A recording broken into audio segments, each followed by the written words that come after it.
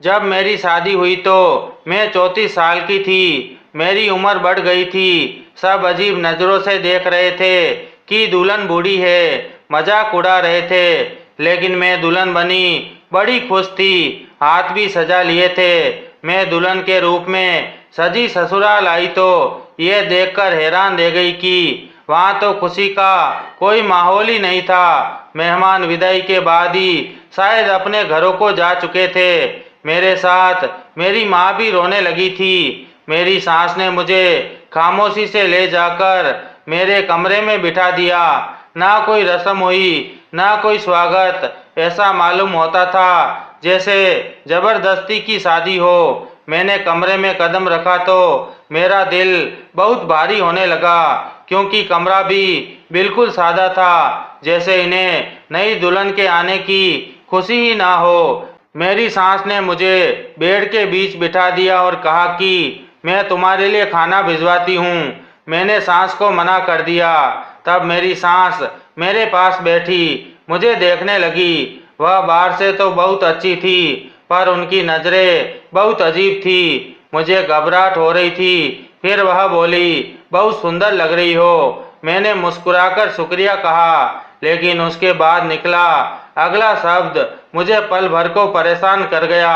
जब वह बोली, अल्लाह तुम्हारी खूबसूरती कायम रखे। उनकी बात पर मैं हैरान रह गई।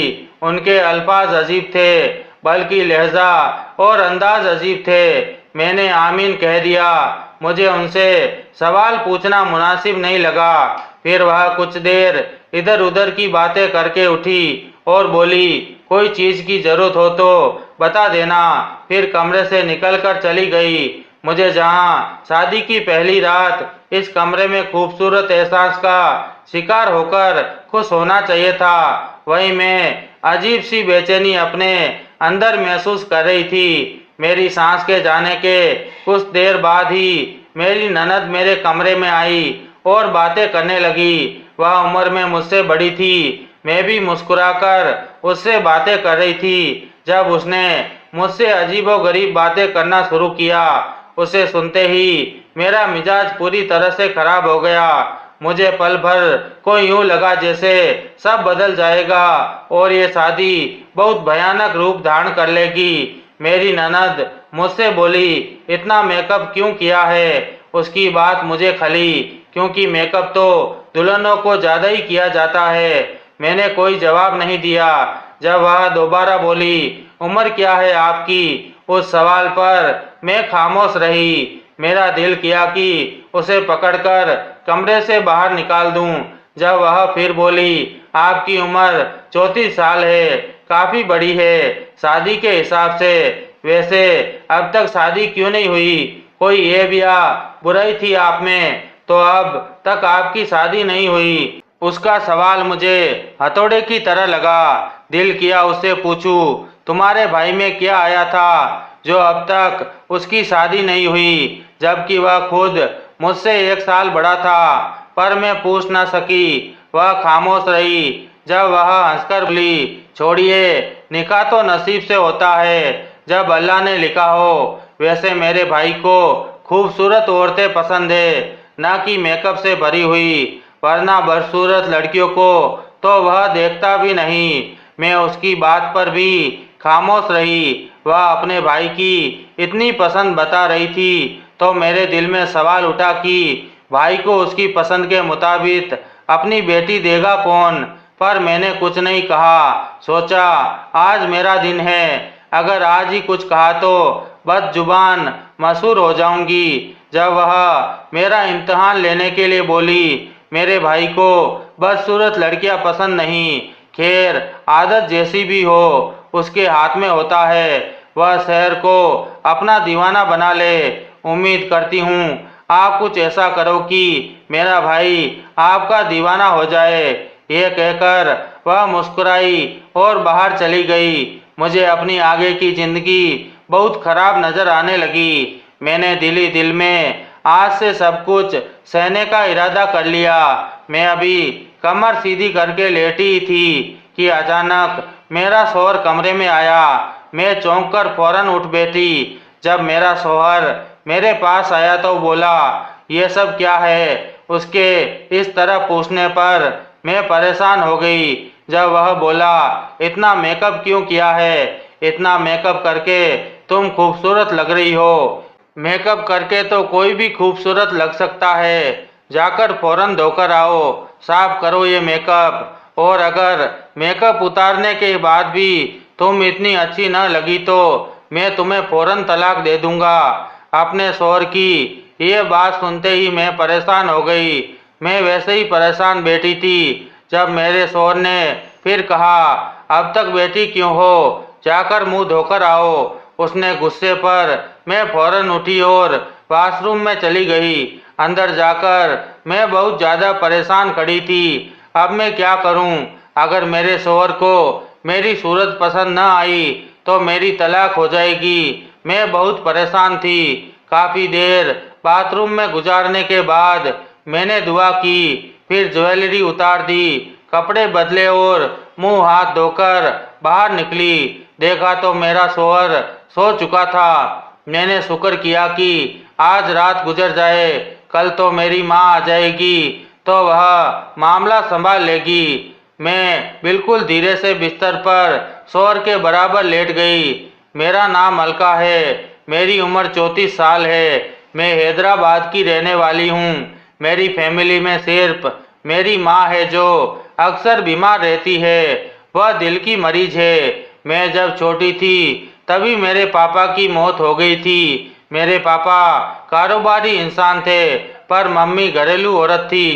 पापा के गुजर जाने के बाद मम्मी कारोबार न संभाल सकी, इसलिए पापा का कारोबार खत्म हो गया। हमारा बड़ा 2 मंजिला घर था। मम्मी ने ऊपर वाला हिस्सा किराए पर दे दिया और नीचे बच्चों को ट्यूशन पढ़ाकर अपना खर्चा आसानी से पूरा हो जाता।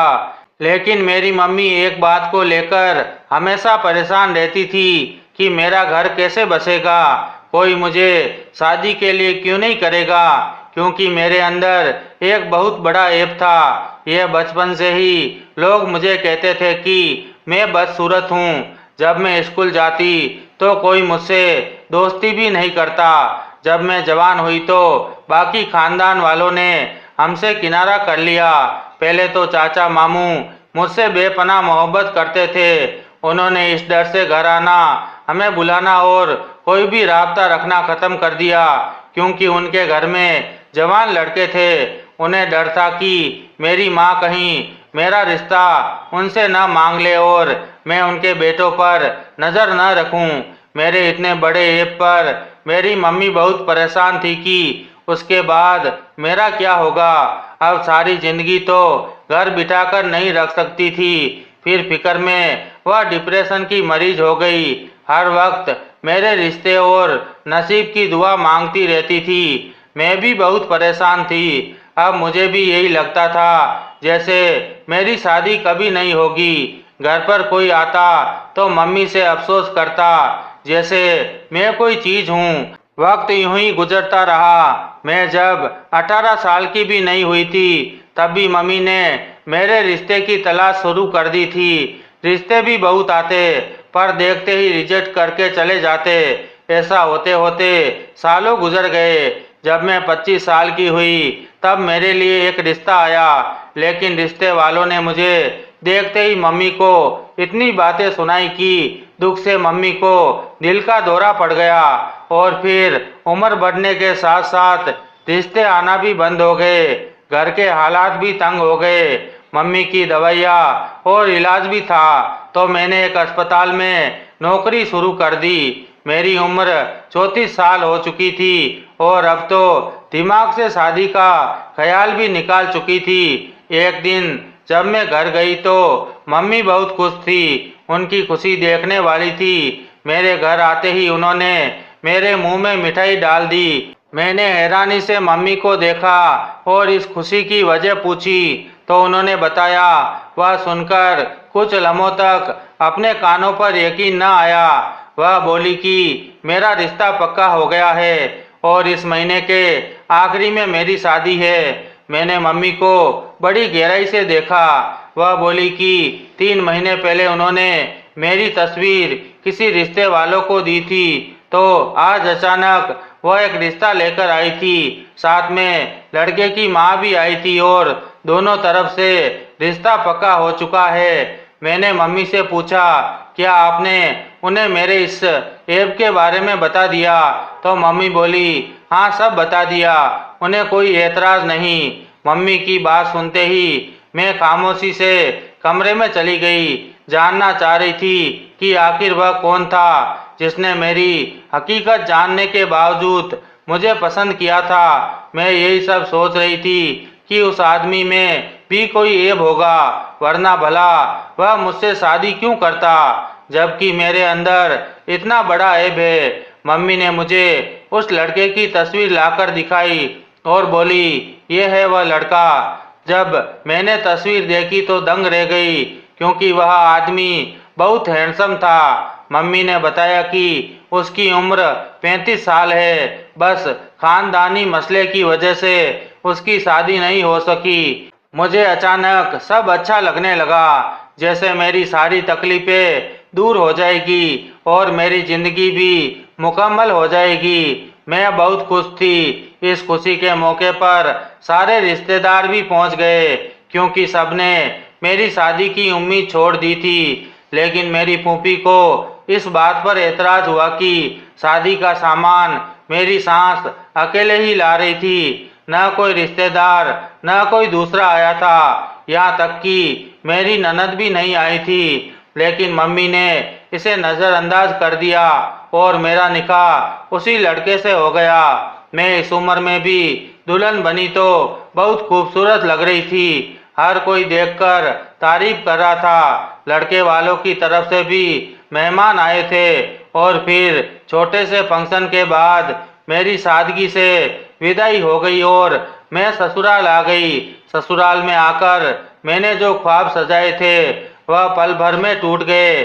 जब मेरी सास ने मुझे कमरे में बिठाया और अंदर से दरवाज़ा लॉक कर दिया, तो उन्होंने मेरे हाथ में कागज़ का एक टुकड़ा देकर बोली, रोज़ इसमें से एक टुकड़ा तोड़कर मेरे बेटे को पानी में मिलाकर जरूर देना। उसकी बात सुनते ही मैं परेशान हो गई। मैंने पूछा, ये क्या है? तो मेरी सास एकदम घबराई और बोली, इसे छुपा लो, बस इतना समझ लो ये बहुत काम की चीज़ है और इसके बारे में किसी को मत बताना। मैं खामोश हो गई। फिर वह कुछ देर बैठकर चली गई। इसके बाद मेरी ननद आई और उसने मुझसे बहुत अजीबोगरीब बातें की और फिर चली गई। लेकिन मेरे शौहर ने जो बदतमीजी मेरे साथ की, उसके बाद तो मैं बुरी तरह टूट गई।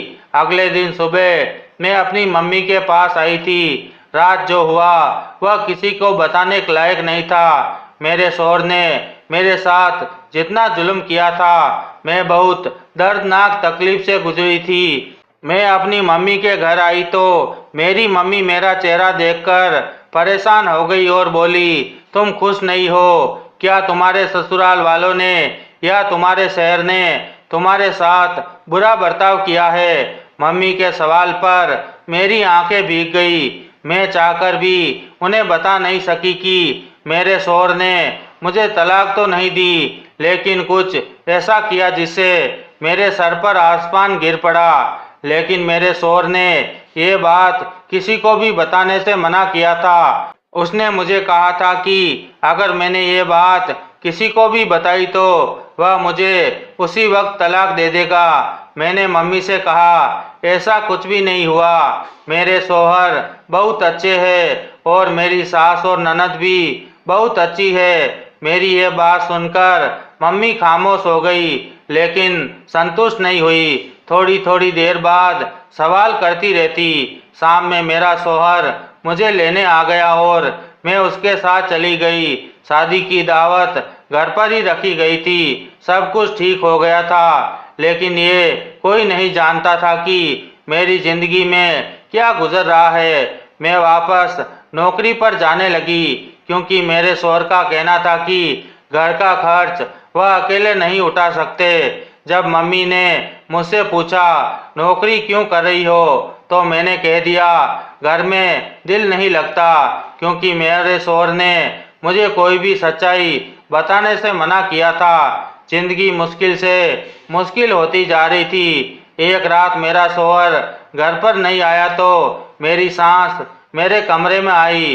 अक्सर वह खामोश और अपने कमरे में ही रहती थी, लेकिन आज बहुत ज़्यादा गुस्से में थी। उन्होंने मुझसे कड़क कर पूछा, तुम्हें जो मैंने कागज दिया था वो पानी में मिलाकर देती हो अपने शहर को? सास के सवाल पर मैं घबरा गई, क्योंकि वह कागज तो मैं फेंक चुकी थी। मैंने अपनी सास से झूठ कहा, हाँ पाबंदी से पिलाती हूँ। तब मेरी सास गुस्से में बोली, तुम झूठ बोल रही हो, तुमने उसे नहीं पिलाया। अब जो भी होगा उसकी जिम्मेदार तुम खुद होगी। वह गुस्से में कहकर कमरे से निकल गई। मैं उसकी बात पर परेशान हो गई। इतनी मुश्किलें झेल रही थी, अब और क्या बाकी था। मैं परेशानी से सो गई। अब मुझे शक भी हो रहा था कि वाकई कुछ बड़ा ना हो जाए, लेकिन ये बात भी हैरान करने वाली थी कि मेरी सास को पहले दिन से ही मुझसे इतनी हमदर्दी क्यों हो गई थी। मैंने उसकी बात को नज़रअंदाज कर दिया। अगले दिन मैं काम से जल्दी वापस आई। जैसे ही ड्राइंग रूम में कदम रखा तो देखा कि मेरी ननद के साथ वही आंटी बैठी थी जिन्होंने मेरा रिश्ता करवाया था। मैंने नज़रअंदाज करके वहां से जाना चाहा, लेकिन अंदर से आवाज़ सुनकर मैंने अपने कदम रोक दिए। मैंने मुंह पर हाथ रखा और कमरे में भाग गई। अंदर से दरवाज़ा लॉक किया और रोने लगी। मुझे अब तक किसी तरह यकीन नहीं आ रहा था कि जो मैंने सुना है वह सच है। मेरे साथ इतना बड़ा खेल खेला गया। मैंने फैसला किया कि मैं अपने शौहर से इस बारे में बात करूंगी, लेकिन अगले दिन जो हुआ उसने मेरे पैरों तले से ज़मीन खींच ली। क्योंकि सुबह जब मेरा शौहर घर आया तो मैं मम्मी के घर लौट आई थी। मेरी मम्मी मुझे देखकर बहुत रोई। मेरी हालत देखकर वह घबरा गई और मुझसे वजह पूछी। तब मैंने रोते हुए उन्हें सब कुछ बता दिया। अब मैं शुरू से अपनी कहानी बताती हूँ। दरअसल जब मैं पैदा हुई तो बहुत खूबसूरत थी, लेकिन जब मैं 5 साल की थी तब गरम गरम तेल मेरे चेहरे पर गिर गया था, जिसकी वजह से मेरा आधा चेहरा बुरी तरह जल चुका था। मेरी मम्मी ने बहुत मातम किया, बहुत रोई, पर मेरी दादी ने तसल्ली दी कि चेहरा ठीक हो जाएगा। मेरे पापा ने मेरा बहुत इलाज करवाया, पर कोई फायदा नहीं हुआ। वक्त गुजरने के साथ मेरा चेहरा थोड़ा बेहतर हो गया, लेकिन मेरे चेहरे के दाहिनी तरफ बड़ा सा जलने का निशान था, जो बहुत भयानक लगता था। इसलिए पढ़ी लिखी और अच्छे खानदान से होने के बावजूद मेरा रिश्ता लाने वाले लोग मेरी सूरत देखते ही रिश्ते से इनकार कर देते। इस वजह से मेरी उम्र बहुत बढ़ गई थी। तभी एक आंटी ने मेरा रिश्ता करवाया और इस रिश्ते की हकीकत मुझे तब पता चली जब मैंने उस रिश्ते वाली और अपनी ननद की बातें सुनी। इस रिश्ते वाली ने मेरा रिश्ता लड़के वालों को ये लालच देकर लगाया कि लड़की का कोई भाई नहीं है, चेहरा खराब है और वह बीमार भी रहती है। माँ के बाद पूरा घर उसका होगा, क्योंकि मेरे ससुराल वाले बहुत गरीब थे और उनका अपना घर भी नहीं था, इसलिए वह इस लालच में आ गए। इस रिश्ते वाली ने यह भी कहा कि लड़की नौकरी करती है, खुद कमाती है, बल्कि तुम्हें भी बोझ नहीं पड़ेगा और इसके चेहरे पर बड़ा दाग है। इस वजह से हमेशा तलाक का डर देकर रखना। इस लालच में इन लोगों ने मुझसे शादी कर ली और फिर मेरी सास ने मुझे वो कागज दिया। मुझे अब भी नहीं मालूम था कि वो कागज किस चीज़ का है। पहले ही दिन मेरी ननद और मेरे शौहर ने मेरे सामने मुझे बार बार बदसूरत कहा और ये भी कहा कि मैं आगे से एक शब्द भी ना बोलूं। उस रात मेरे शौहर ने जो मेरे साथ किया वह शायद दुनिया का कोई भी मर्द अपनी बीवी के साथ ना करता। उसने मुझसे कहा, मेकअप उतारो, अगर तुम्हारा चेहरा अच्छा नहीं हुआ तो मैं तलाक दे दूंगा। यह सुनते ही मैं डर गई, क्योंकि मेरे चेहरे पर तो दाग था। मैं चादर ओढ़कर सो गई। जब मेरे शौहर ने चादर खींचकर मेरा चेहरा देखा तो अगले ही पल चिल्लाया और बोला, इतना बड़ा धोखा! तुम तो इतनी बदसूरत हो कि मैं 1 मिनट भी तुम्हारे साथ नहीं रह सकता।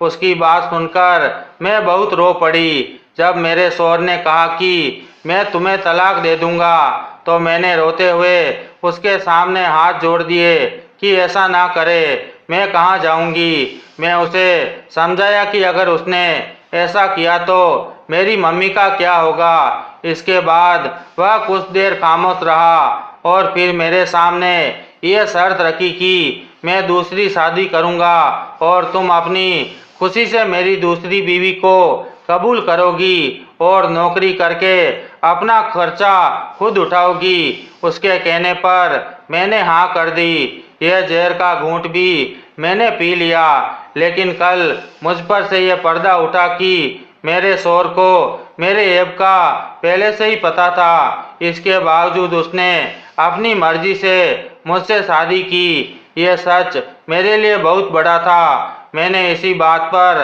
अपने शौहर से दो टूक बात करने का फैसला किया, लेकिन अगली सुबह ही वह अपने साथ एक लड़की को ले आया जिससे वह शादी कर चुका था। ये खबर मेरे लिए बिजली गिरने जैसी थी। वादे के मुताबिक मैं सब कुछ बर्दाश्त कर भी लेती अगर मेरे शौहर ने मेरे साथ इतना बड़ा धोखा न किया होता।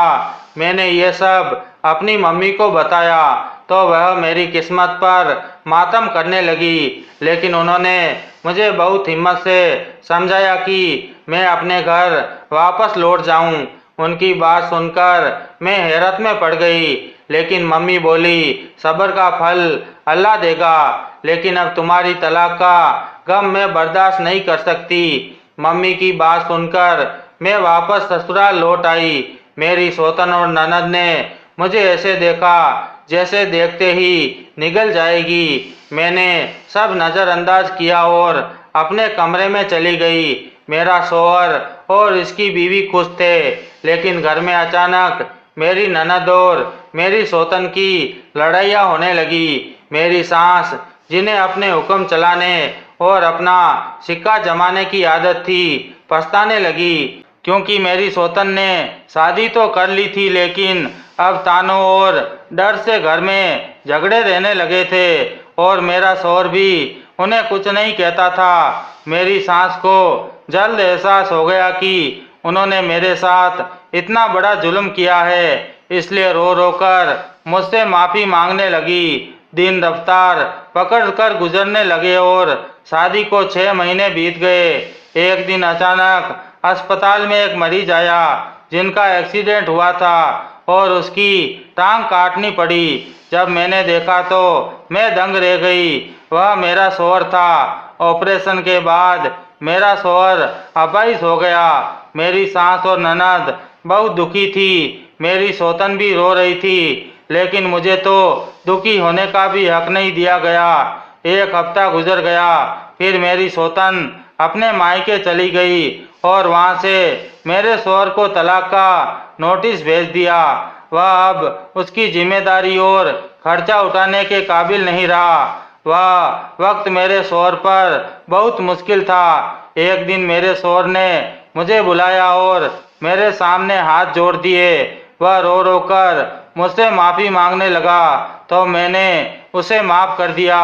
वह बहुत शर्मिंदा था। उसने कहा कि उसे अब समझ में आ गया कि सूरत से कुछ नहीं होता, बल्कि सीरत से जिंदगी अच्छी गुजरती है। मैंने अपनी सास से पूछा, वो कागज किस चीज़ का था? कहीं उसकी वजह से तो मेरे शौहर का ये हाल नहीं हुआ? तो मेरी सास मेरी बात सुनकर धीरे से मुस्कुराई और बोली, वो ताबीज़ था जिससे तुम्हारे शौहर को तुम्हारी खूबियाँ दिखती ही थी। मैं हमेशा तुम्हारा भला चाहती थी, मगर तुम समझ न सकी। खैर, अब सब ठीक हो गया। मेरे शौहर और मेरी ननद को अपनी गलतियों का एहसास हो चुका था। भाइयों और बहनों, इंसान की सूरत से कुछ नहीं होता। इंसान की सीरत खूबसूरत होनी चाहिए। बेशक अल्लाह की लाठी बेआवाज़ होती है। दोस्तों, कैसी लगी आपको मेरी कहानी? अगर कहानी अच्छी लगी हो तो कृपया इसे लाइक कीजिए, शेयर करिए और अपनी राय कमेंट बॉक्स में ज़रूर दीजिए। और मेरी अच्छी अच्छी कहानियाँ सुनने के लिए मेरा चैनल सब्सक्राइब करना ना भूलें। धन्यवाद।